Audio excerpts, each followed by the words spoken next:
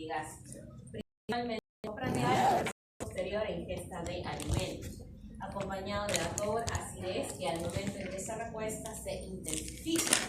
Refiere al igual que esta sintomatología ha estado constante ¿hace cuánto? Hace 6 meses. Y lo ha estado intentando disminuir, atenuar o aliviar con antiácidos de venta libre. Y esos efectos que ha tenido de alivio son efectos temporales. Es decir, pasó el efecto de lo que es el antiácido y nuevamente regresó a la molestia. Dentro de los antecedentes médicos solamente tenemos que presenta hipertensión y está en uso de enalapril de 10 miligramos. No tiene otros antecedentes relevantes, no hay alergias. En el examen físico que tenemos, presión arterial de 130/85 para tomar solamente de 10 miligramos en 52 años, aparentemente controlada. Frecuencia cardíaca 78, respiratoria en 16, el abdomen nos menciona que es blando y hay dolor donde en el epigastrio, pero no hay signos de rebote y defensa. ¿Por qué te cataloga rebote y defensa? Porque lo que queremos identificar es que no sea un cuadro de abdomen quirúrgico, ¿no es así? Por eso es siempre toda patología de abdomen pasa primero por el área de urgencia cirugía. Si urgencia cirugía cataloga que es no quirúrgico, sigue el camino para lo que es urgencia en medicina, ¿no? Porque es un abdomen lentamente por algún problema médico. Y que hagan las indagaciones correspondientes y manejo.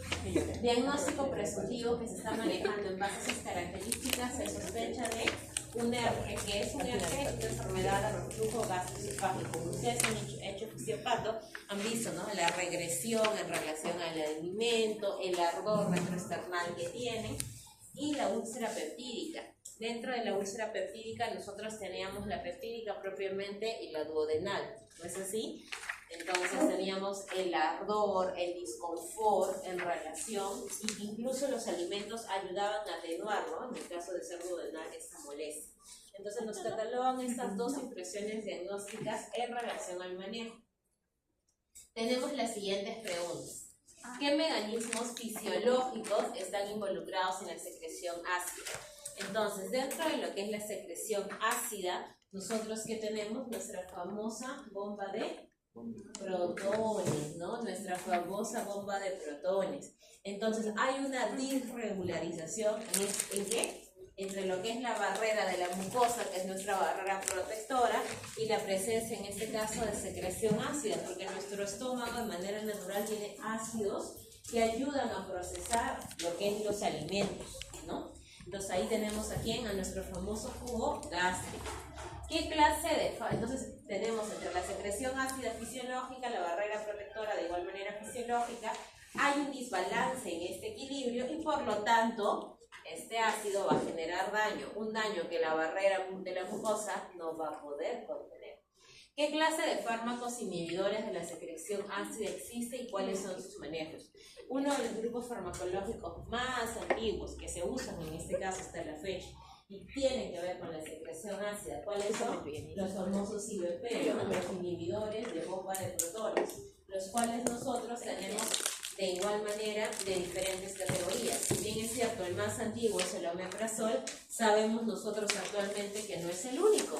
Tenemos omeprazol, lansoprazol, esomeprazol, pantoprazol. ¿Ya? Entonces ya tenemos un amplio abanico en este grupo de fármacos. Y no solamente los IBP, ¿qué otro grupo farmacológico? Recordando el seminario de antihistamínicos.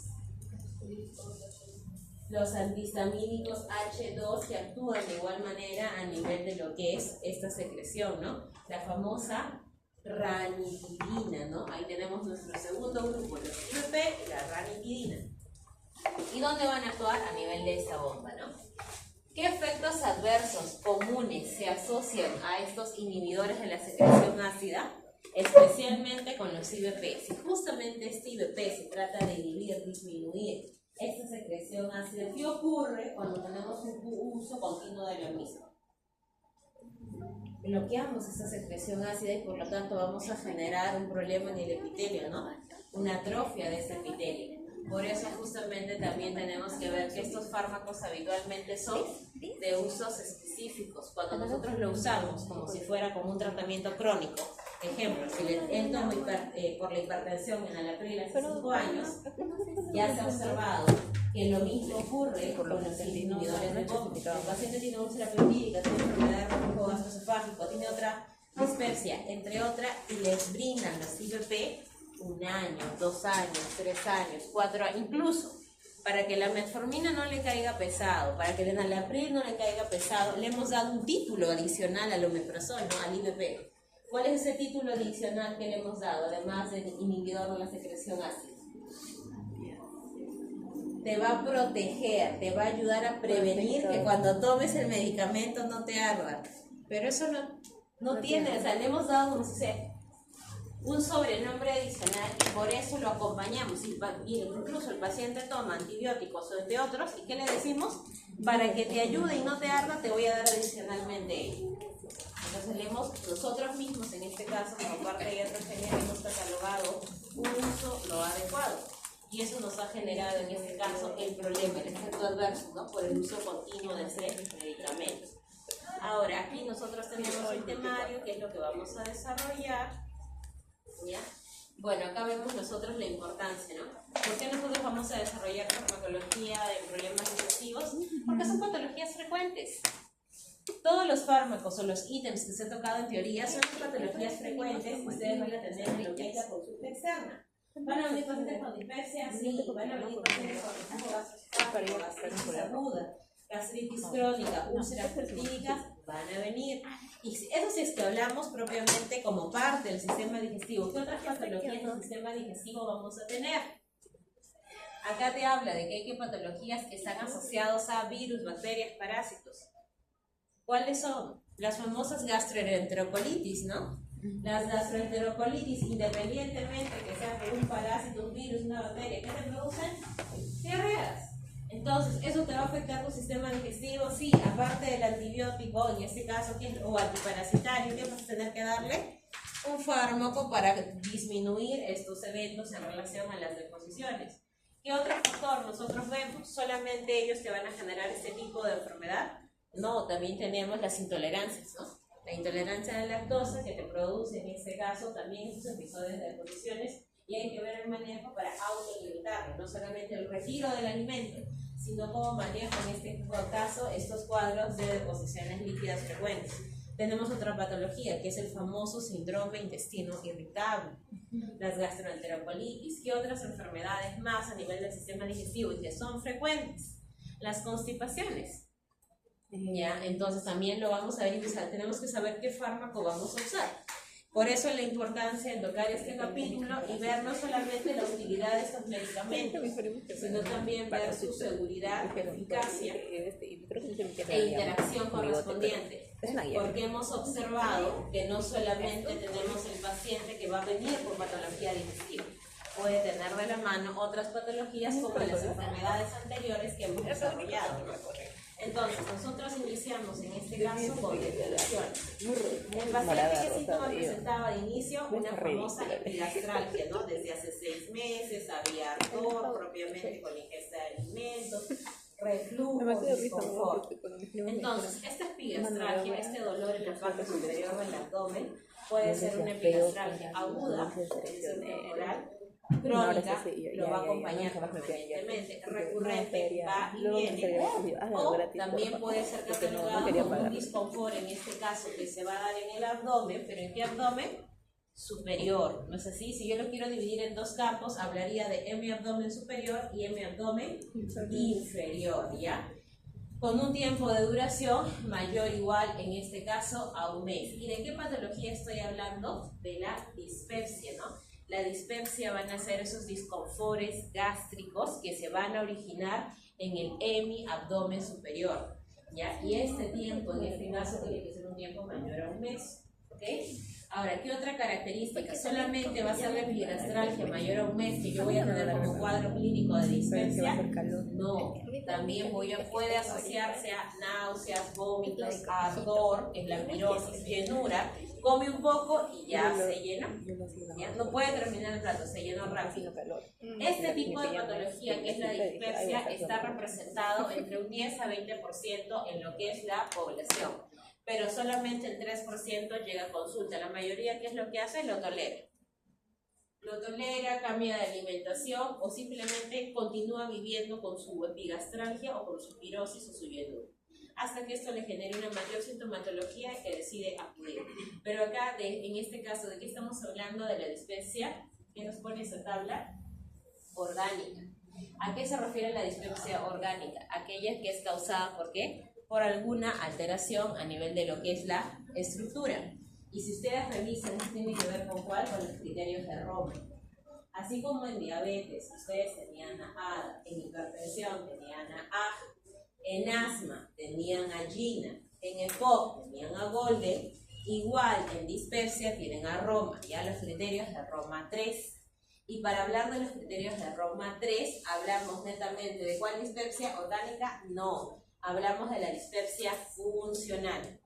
¿Qué quiere decir la dispepsia funcional? Que el tracto digestivo aparentemente está normal en su estructura, pero durante el proceso que se da en la digestión se dan estas alteraciones y el usuario va a presentarte esta pirosis, esta llenura, estas náuseas, estos vómitos, esta epigastralgia. Y acá en esta tabla vemos de manera dispepsias orgánicas, o sea que el daño en la estructura que te va a conllevar a estos síntomas. ¿Cuáles son las causas de dispepsias orgánicas que nosotros conocemos de dolores superiores? Entre ellas, la primera, ¿cuál es?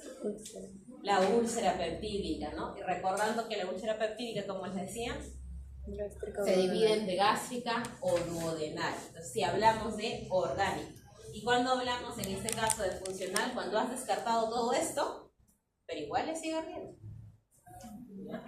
Entonces, dentro de las causas más frecuentes está la úlcera peptídica y medicamentos. Dentro de los medicamentos, por eso sí nos es importante, es justo lo que hemos desarrollado, los famosos AINES.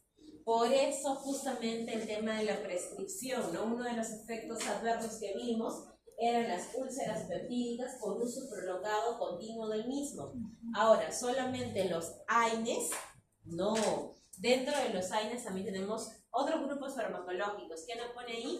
El hierro, la digoxina, la eritromicina y el potasio. La eritromicina, ¿qué grupo farmacológico pertenece? Vamos, eritromicina, COVID-19. ¿Cuál era el esquema de antibiótico que se hizo conocido? No me habla de antibiótico. Y así, creo que familia pertenece. Macrólidos, ¿no? Ya, macrólidos. Bien, entonces la eritromicina, ¿qué grupo pertenece? Eritromicina, citromicina, claritromicina, macrólidos, ¿ya? Entonces, las dos primeras causas de dispepsia orgánica, la peptídica y farmacológica. Farmacológica, iniciamos. AINE, hierro, en este caso, ¿ya? Digoxina, macrólido, potasio. Y luego las causas, en este caso, que también te van a conllevar a dispepsia, pero son las de menor frecuencia. Es todo el listado que nosotros podemos ver acá, ¿no? Las pancreatitis, enfermedades oncológicas, isquémicas, entre otros. Ahora, estos síntomas que hemos visto que son característicos de la dispepsia, ¿qué nos dicen?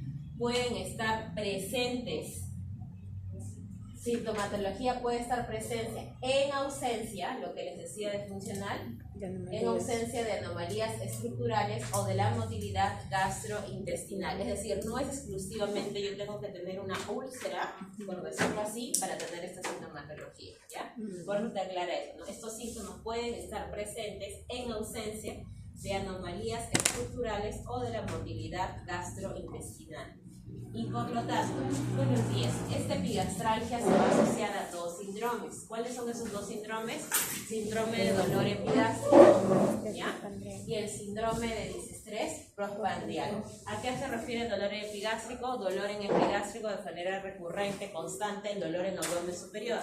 Y en el caso de lo que es el disestrés postprandial, hace referencia a aquel usuario que continuamente ingiere alimentos y se llena de manera temprana, ¿ya? A eso se referencia. Ojo, cuando ustedes tengan un usuario que les refiere que se llena rápido con ingesta de alimentos y es adulto mayor, por favor, aparte de pensar en dispepsia, si ya le han dado inhibidor de bomba, si ya le han dado un antiácido, en este caso el jarabe, y un IBPS en vía oral, y sigue con esta evaluación postprandial, no continúen cambiando de medicamentos. Pídanle una endoscopía. En los adultos mayores, este dolor epigástrico, esta llenura postprandial son cánceres.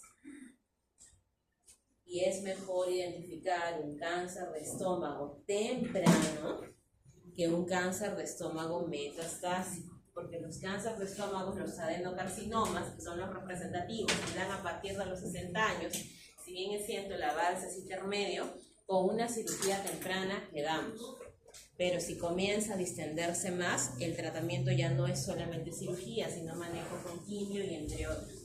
Sucede, ha pasado, ya hemos tenido el tema de una documentación por negligencia, justamente por este caso. Sucralfato, hidróxido de aluminio, ranitidina, omeprazol, pasó por 5 colegas, 6 meses, llegó a la clínica porque tenía tanto dolor y comenzó a sangrar, y cuando le tomaron exámenes, esta imagen tenía una tumoración en el estómago. Y lo que le estaba reclamando al seguro era por qué en esos 6 meses, y pasó por 5 diferentes colegas y todos le decían que era una dispepsia, una gastritis crónica, como la gastritis crónica se convirtió en...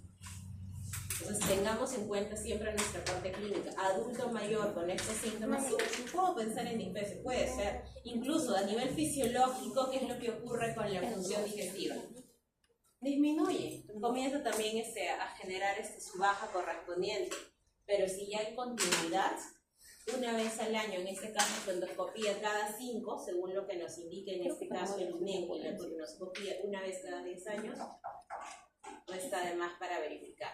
Bien, ahora, ¿qué otro tipo en este caso de patologías tenemos además de la dispepsia? Tenemos a las famosas gastritis, ¿ya? Ahí dentro de las gastritis son los famosos ardores estomacales, ¿no? Que por más que ingieren alimentos, les arde, les quema. Entonces, para hablar del diagnóstico de gastritis, ¿qué nos hace la definición?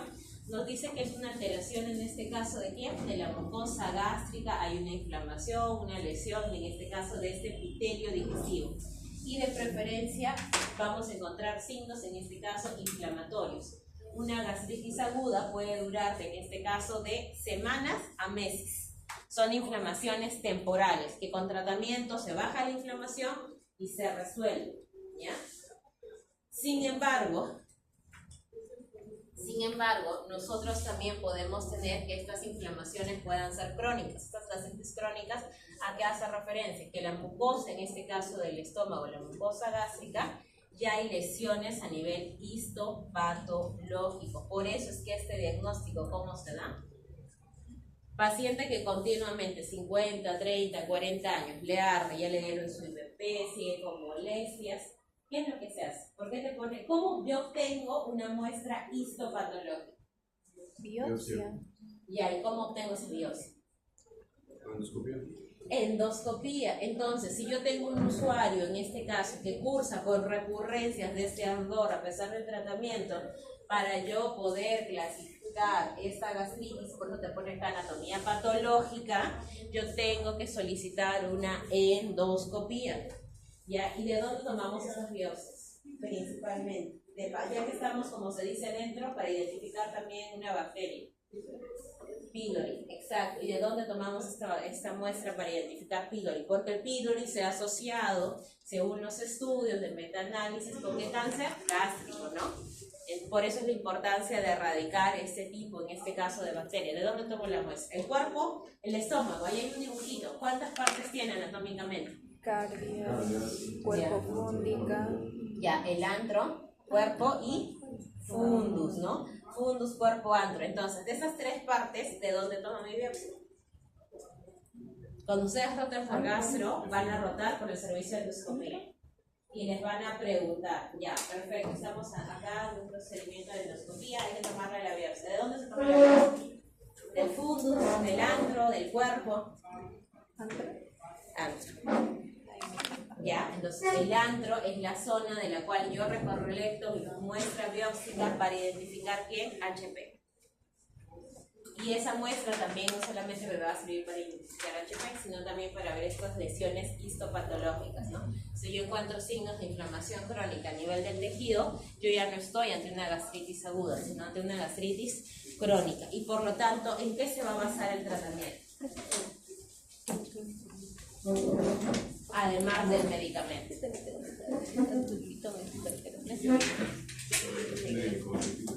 Siempre y cuando la gastritis sea originada por HP.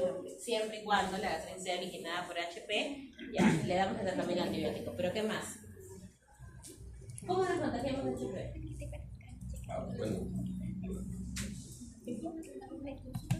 Alimentos contaminados. Entonces, en el caso de los pacientes con gastritis, sea aguda o crónica, ¿qué es lo que tienen que adicionar en este caso a su tratamiento farmacológico? Dieta. Tienen que adicionarle dieta, lugares seguros, si no se van a volver a ¿qué? A reinfectar. ¿Entendido? La preparación de alimentos es importante. ¿Por qué creen que cuando se notifican GECAS, la notificación de GECAS es mayor en verano que en invierno? ¿Qué ocurre con el calor? Proliferación bacteriana en alimentos. Por eso el tema de la seguridad. ¿Por qué el establecimiento de salud tiene la estrategia de salud ambiental? ¿Qué hace la estrategia de salud ambiental en los establecimientos de salud? Van a restaurantes, comedores populares, vasos de leches, colegios donde realizan lo que es el caliwarma para verificar ¿qué? Preparación de alimentos. Entonces ahí viene la lógica de por qué trabajamos en conjunto, ¿ya? Ahora, dentro de gastritis crónica, acá nos mencionan tres, ¿no? La atrófica, la no atrófica y las especiales. Las especiales, en relación a gastritis crónica, las cataloga química o reactiva, es decir, por uso de AINES, ¿ya? ¿Y dónde lo vamos a ver? En pacientes que utilicen prolongadamente ello. Como les decía, ¿no? Por tomar una proxeno una o dos veces no vamos a... Otro tipo de especial, además de química o reactiva por AINES, colagenosa eosinofílica, ¿ya? Son variantes, en este caso, a las gastritis crónicas, de menor medida, pero pueden presentarse. Las no tróficas, ¿ya? Las no tróficas son aquellas que se van a dar por ¿qué? Helicobacter pylori, Herpes. Y la atrófica, en este caso, pues, es aquella que se van a dar de igual forma por inmunidad, dieta, factores del ambiente y también Helicobacter pylori, porque el Helicobacter pylori va a ser la responsable número 1 en el caso de ¿quién? De las gastritis. Y eso lo vemos acá en nuestra tabla, ¿no? Gastritis y gastropatías agudas, infecciones de preferencia por Helicobacter pylori. De igual manera el tema de las lesiones por estrés. ¿Por qué estrés? ¿Qué pasa con el estrés? También están los AINES como causa aguda. Aumenta la liberación, en este caso, gas ácido a nivel de lo que es el estómago. Es por eso que nosotros en nuestros pacientes ansiosos van a cursar también con molestias de tipo digestiva. Sienten que les arde más, en este caso, el estómago. Muy bien. Dentro de las gastritis crónicas, ¿qué más tenemos dentro de las gastritis crónicas? De igual manera, ¿cuál es la de mayor preferencia? Causada por Helicobacter pylori, gastritis crónicas activas y las atróficas multifocales. ¿Quiénes más me pueden causar gastritis? ¿Qué enfermedad viral tenemos acá? El citomegalovirus. También nosotros tenemos enfermedades, en este caso, bacterianas. También tenemos a lo que es el micobacterio, fúngicas, candidiasis, citoplasmosis, pero acá hablaríamos con un factor de riesgo adicional, ¿no? La inmunosupresión. Parasitarias, estrongiloides, ya, Cryptosporidium, Ascarasis. ¿Han hecho parásito? Ya, entonces ya recuerdan el ciclo de estos gérmenes y la vía propiamente de ingesta, ¿no? Carne contaminada. ¿Ya? Muy bien. Y las gastritis, eso es en el caso de gastritis agudas. Hemos visto causas virales, bacterianas, fúngicas, y parasitarias. En gastritis crónicas, cuáles también son de menor frecuencia, pero pueden darse, ahí estaba la enfermedad de Crohn, ¿sí? Granulomatosas como la enfermedad de Crohn, sarcoidosis, linfoma. La eosinofílica que ya le hemos mencionado, y aquellas de igual manera que se van a dar gastritis hipertróficas. Dentro de las gastritis hipertróficas, ¿quién se acuerda del síndrome de Soler-Ellis? ¿En qué se encargaba ese síndrome? Era una hipersecreción ácida, exacto. ¿Ya? Muy bien, había una hipersecreción ácida, ¿no? Por la presencia, en este caso, gastritis hiper, por eso son gastritis hipertróficas, porque esto sí se va a deber a un aumento de la secreción ácida a nivel estomacal. Y la otra enfermedad representativa de Mendenfeld. Perfecto. Entonces, nosotros hemos visto hasta el momento tanto dispepsia como gastritis. Y ambas se relacionan ¿a quién? A la mucosa gástrica. Y de la mucosa gástrica, barrera protectora e hipersecreción ácida. ¿Qué habíamos dicho? Se rompe el equilibrio. Acá tenemos una gráfica en relación ¿a quién? A nuestro epitelio gástrico con sus componentes celulares. Entonces, ¿qué va a tratar en este caso la fisiopatología? La alteración que se va a dar a nivel del epitelio digestivo de este equilibrio de barrera con lo que es la secreción ácida. Entonces nosotros acá vemos que la secreción gástrica está conformada por el ácido clorhídrico, el pepsinógeno, el moco y el factor intrínseco. 4 componentes, ¿ya? El ácido clorhídrico, nosotros teníamos en el estómago, además de esas 3 partes, que era fundus, cuerpo y antro, y además de estos 4 componentes teníamos 2 tipos de células, las células parietales y las principales, exacto, parietales y principales. Parietales con ácido clorhídrico y principales con pepsinógeno, ¿ya? Recuerdan su clase de ISO. Entonces, estos ácido clorhídrico por células parietales, ¿para qué nos sirve? Para procesar, ¿no?, los alimentos. ¿Y cómo los procesamos? Primero hay que desintegrarlos, descomponerlos, ¿ya? Y no solamente te actuaba como un tema de desintegrar estos alimentos, sino también como un efecto protector, porque hemos visto que todo ingresa a través de la vía oral, y si esto está contaminado, va a generarnos daños. Entonces, un mecanismo de defensa es que este ácido clorhídrico neutraliza. ¿Ya? Pepsinógeno, ¿por quién era dado? Por las células principales, y se convierte ¿qué? En pepsina en los ambientes ácidos y sirve para el procesamiento de proteínas. Porque recordemos que a nivel digestivo nosotros procesamos lípidos, carbohidratos y proteínas, porque de ello requerimos para nuestras fuentes energéticas. Luego el moco corresponde de igual manera a la barrera protectora. Si bien es cierto, hay una liberación de ácido, hay una capa gruesa, por decirlo así, de mucosidad que se encarga de contener esta liberación, ¿no? Neutralizar. Protege a la mucosa gástrica de este ácido. Y el factor intrínseco, porque es importante. En la célula parietal no solamente es ácido clorhídrico, sino también factor intrínseco. ¿Y por qué es importante? Para la absorción de ¿qué vitamina? B12. Por eso a los pacientes con cáncer, que se les hace las cirugías, ¿qué se les tiene que aplicar? Vitamina B12. ¿Por qué? Porque ya no tienen factor intrínseco, exacto. Entonces, por más en este caso que lo quieran de manera exógena, no van a poder absorberlo, no van a poder metabolizarlo. Y por eso ustedes dentro, cuando han hecho hematología, en fisiopato, en hematología ustedes han hablado de la clasificación de anemia. Y dentro de la clasificación de anemia hay una anemia que es la megaloblastica, que es la deficiencia de ácido fólico y vitamina B12. ¿Ya? Entonces ahora vemos por qué es importante, en este caso la vitamina B12, para que se pueda absorber necesitamos factor intrínseco.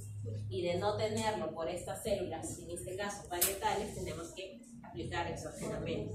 Si no generamos no solamente deficiencia de vitaminas, sino también este tipo de anemia. ¿Ya está? Muy bien, acá tenemos nosotros lo que es la capa de la mucosa, acá de color verde estas células parietales, que ya hemos visto que se cargan del ácido clorhídrico y el factor intrínseco, ¿ya? Las células principales que se encargan de lo que es el pepsinógeno, que interviene en el producto de proteínas, y lo que es pepsina en medios ácidos. Las células de la mucosa, que son estas de acá, que hacen el factor de barrera, de protección. Muy bien. Y células secretoras también de histamina. Acá tenemos una célula parietal, sus receptores dentro de la célula parietal, que es la secretoria en este caso de ácido clorhídrico. Tenemos receptores tanto para histamina, H2, receptores también M3 para lo que es acetilcolina, somatostatina, células de prostaglandina. Y aquellos que van a intervenir ¿dónde? En lo que es la secreción de iones, que es nuestra hidrógeno, potasio, ATP, ASA. Aquí nosotros en esta lámina tendríamos lo que son los targets, ¿no? 1 y 2. Los targets en relación a los grupos farmacológicos, en este caso los de antihistamina H2 representados por ranitidina, acá, y los famosos inhibidores de bomba de protones. Bien. Por lo tanto, ¿por qué hemos conocido y mencionado estos factores? Porque el tratamiento de estas patologías tiene que ver con ellas, con esas zonas de acción para poder trabajar. Entonces, ¿dónde vamos a trabajar específicamente? ¿En qué célula? Parietal. Porque tiene que ver en este caso con la liberación y secreción de lo que es el ácido clorhídrico. Por eso acá nosotros vemos la célula parietal. Y vemos que la célula parietal no solamente tiene receptores para H2, sino también muscarínicos. ¿Ya? Disculpen un momento.